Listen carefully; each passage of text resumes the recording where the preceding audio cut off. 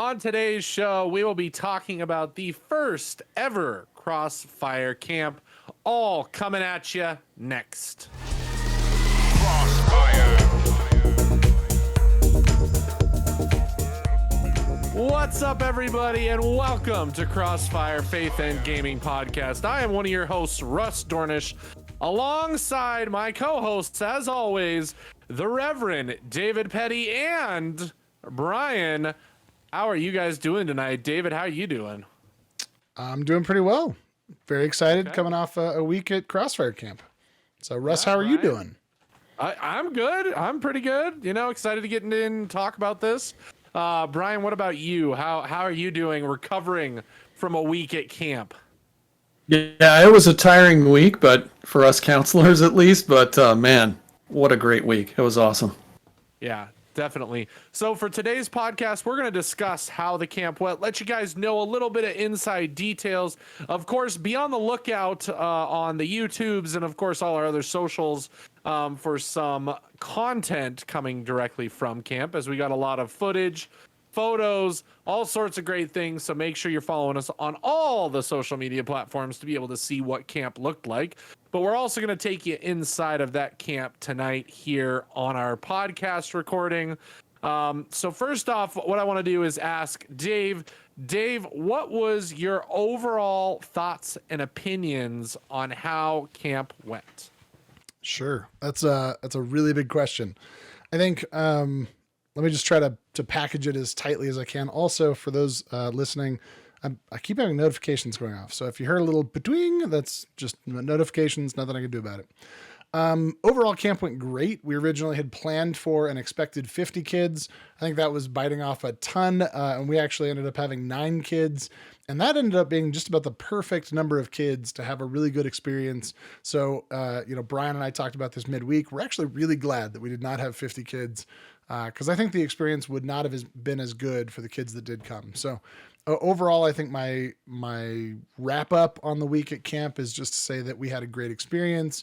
We went kind of some spiritual depth with some of these kids, taught them a lot of life lessons through the medium of gaming, and got to get them experiencing a whole new way of gaming that for some of us that grew up with like gaming with people on couches, we know this experience, but a lot of kids today have never had the experience of playing games in person with somebody else. You know, the most is maybe connecting online. So for a lot of kids, that was a huge highlight to be in the same room, cheering, high-fiving after a team match. That it was just a wonderful experience to get to give this opportunity to the kids and to see them kind of connect with one another and deepen their faith at the same time. And Brian, what are your thoughts on how camp went? Yeah, I mean, David really covered it well. I thought covered a lot of the high points, but I think one additional thing that I want to add into agreeing with everything that David just said was I was happy that we were also able to introduce some new games, some new experiences to our campers, maybe types of games that they hadn't thought about playing, and I think we were able to surprise them that certain types of games actually ended up being things that they liked, and maybe they hadn't anticipated that. So that was another great aspect of camp. But I mean, I can't emphasize enough how like those team building moments and those times when our campers were playing games together and cooperating and having those big moments of competition as well. Those are priceless. Yeah, I think overall very successful for what we had. I think there's a lot of highs and lows, which I think we're going to get into here momentarily as I ask you guys about some of your highlights and different things, as well as going into a little deeper what Brian talked about with the different games that the kids enjoyed and got to play, and just how those things kind of surprised us, I think, a little bit, a little different ways. But overall, successful for what it is. We're excited to start the planning process all over again for next year, and see what we can do to improve, make it better, and just continue to grow the brand that is Crossfire and what this ministry is supposed to be going forward. So my question is, Dave, what was your highlights of camp per se. I'll get your highlights, and then I think we'll get into some of the games and things that were played and how those kind of affected what the kids did and what happened there. Yeah, so I think my highlight, the one that comes to mind immediately, is watching the kids play Rocket League together. Like, we had at one point a 4v4 match, and they were literally like back to back in their chairs, these four against these four, or some mix of the four, and just that experience of camaraderie and that cheering. Very similarly, I would say my other highlight was the end of the week where we had a tournament playing Super Smash, and it was a tournament that we were able to come up with a way. So huge thanks to everybody involved in, like, to Ben and Brian and Russ, you guys coming up with the mode where we could have a tournament between multiple teams that really involved everybody. I was really surprised that everybody that was not playing at the same time was also cheering each other on. They were super involved. So just that camaraderie was the high point of the week for me. Yeah, Brian, what was your highlight from the week? You both of you, David and Brian, also had the privilege of having two campers of their own go to camp, including their two boys. But Brian, what was your highlights? Yeah, man, again, I'm going to re-emphasize David's point of the Smash Brothers tournament and how well that went, and having it on the big projector with everybody sitting on couches watching that was such a cool moment. There were so many close matches where it came right down to the end. We couldn't have scripted that any better. I think the other thing for me that was really great was a lot of the games on co-op day. The thing that sticks out to me about that day was we played Nuclear Throne, which is a very hard game, and we had some campers that after a little while, they were kind of ready to quit. And, Ben, one of our counselors, gave them just a little bit of coaching and gave them some pointers and some ideas, things they could try. And those two were able to push through and beat the boss that they had been stuck on. And, one of the campers later put his hand up for, that was his favorite game of the day. So it was like, man, that's a really, great moment for me. Yeah, I got to observe a lot, kind of behind the scenes, and kind of see just some different things from afar and get kind of an outside perspective on it. And some of my highlights were really seeing kind of the kids connecting on different levels.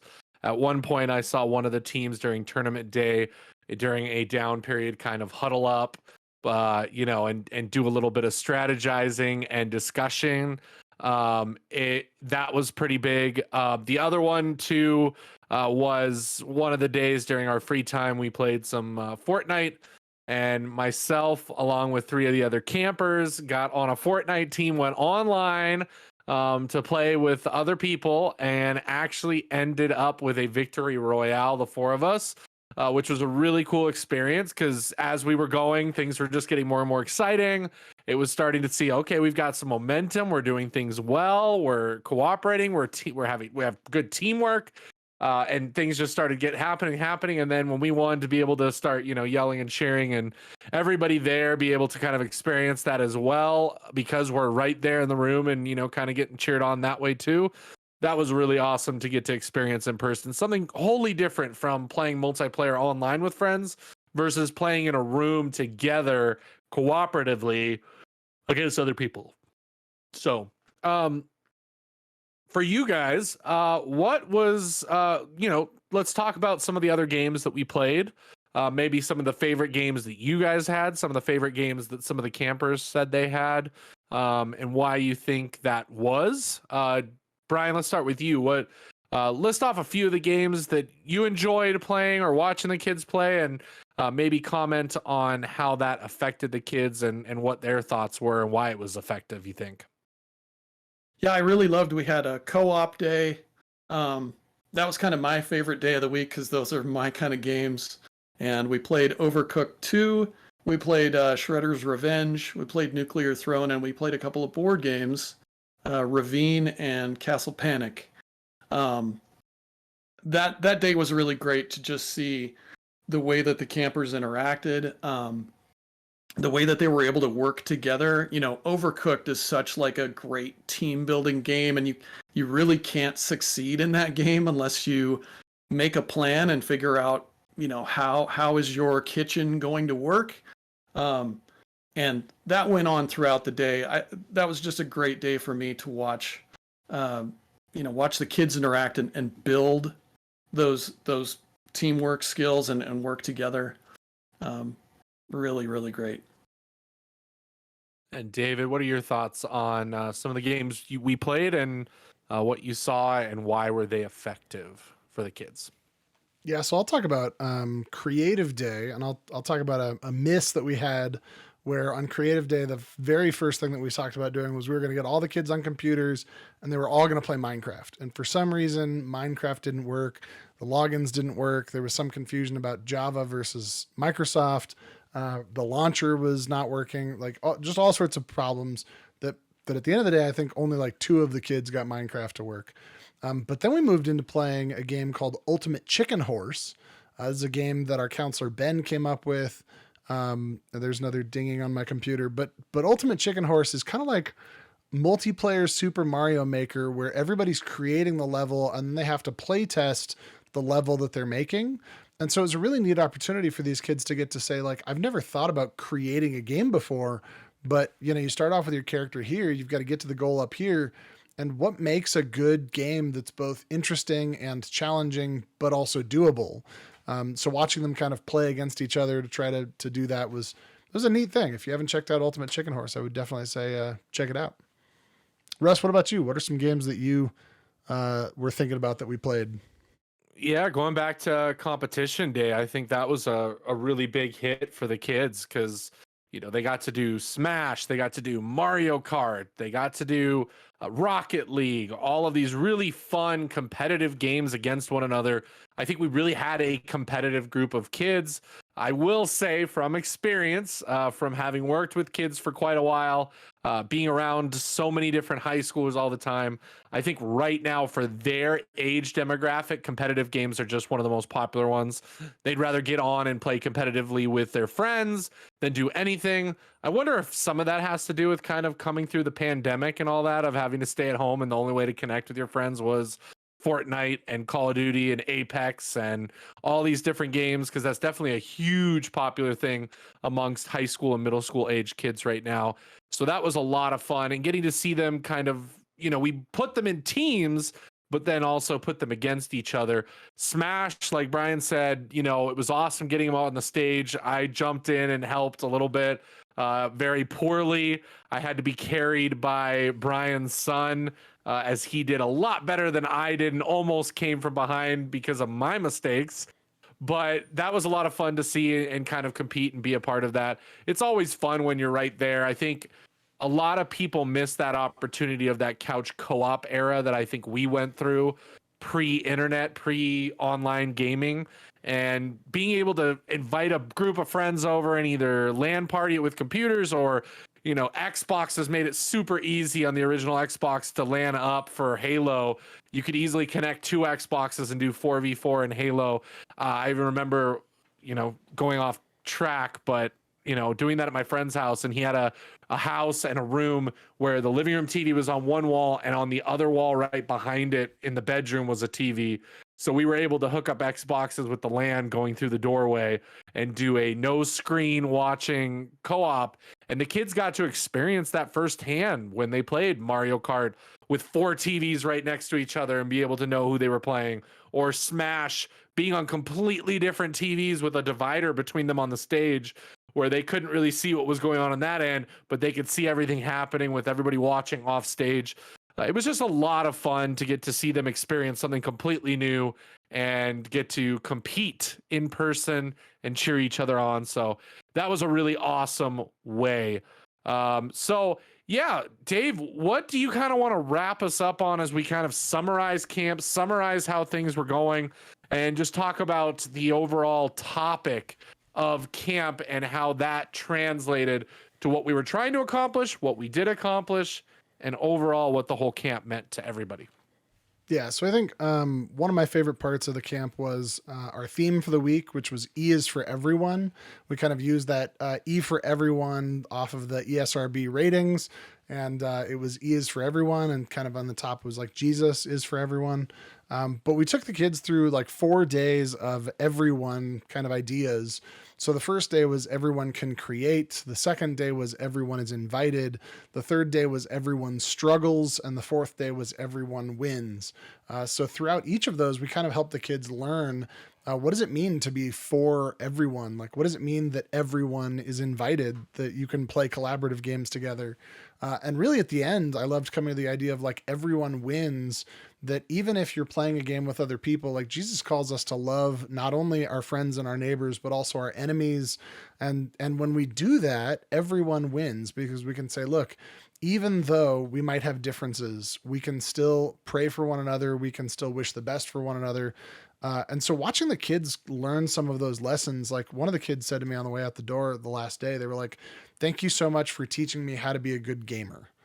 Like, and what I took away from that was like, they had never thought before about what does it mean to win and lose well in games. So it was really cool to just see the kids learn life lessons through the medium of gaming. So.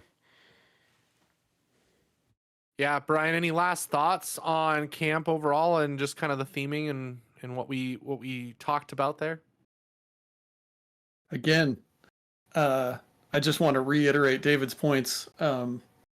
Yeah, I thought it was just a great week, right? We were able to learn some of those life lessons, like he mentioned, tie that into games and our experience in games, and really talk about, our faith walk happens not just, in our person-to-person life, but it also happens in our gaming life as well. Yeah, definitely. And I really think, taking on the idea of what Crossfire is, this idea of an online community for gamers, geeks, nerds, whatever you want to call us, and the idea that we all have this one thing in common, which is that we are most likely Christians, we believe in a God, we believe in God. And the idea is that, can we take away the shame that comes with playing video games? And can we show kids that, hey, it's okay to play video games? Like, there's a lot that we can talk about. There's a lot we can take from it. And there's a lot of stuff that we can really utilize with that. And so the whole idea of being able to do this camp is, let's bring some like-minded people together. Let's build friendships. Let's bring the message and idea that, hey, God, Jesus, it's all this amazing kind of thing that can bring us together in community, and we can have fun while we do it in an activity and hobby that so many people enjoy. And so I think that's really the kind of the goal and mission of Crossfire and what we do and why we decided to do the camp. Anybody got any last final comments or anything in regards to the camp before we completely wrap this up and end this kind of shortened but sweet episode of the podcast? I'll just wrap up by saying I would love to hear your feedback. If you're listening to this podcast, feel free to connect with us through Discord, through Facebook, through Instagram, through TikTok. Send us your thoughts. If you're like, man, that sounds awesome, I'd love to help next year. Or if you're like, hey, it sounds like you guys are way off base and I completely disagree with you and everything you said, like whatever it is, we'd love to hear from you. We'd love to hear your feedback. Or if you've got a kiddo that's interested in gaming, junior high and senior high, we're going to be probably doing this again next year. So let us know how we can make next year's camp extra awesome for your kid. Brian, thoughts? Yeah, I think, just I'm looking forward to next year and applying some of the lessons that we've learned. I think next year's even going to be way better than this year was. So it's going to be great. Well, that's awesome. Thank you guys so much for tuning in today. Again, remember to follow us on all our social medias. Go over to the website, crossfirepodcast.com, to find out where you can hang out with us. Most of all, make sure you join our Discord and subscribe to this podcast on whatever you're listening to or watching. And make sure you know when we post new podcasts bi-weekly. And of course, we have other content on our YouTube channel as well. Thank you guys so much for tuning in, and we will see you next time on Crossfire Faith and Gaming Podcast. You guys are loved. You belong. You matter. God bless, and we will see you next time. And special thanks to our sponsors that support us over on Patreon, like Lonnie, who's one of our extra level sponsors. So thank you. Thank you, Lonnie. We appreciate you.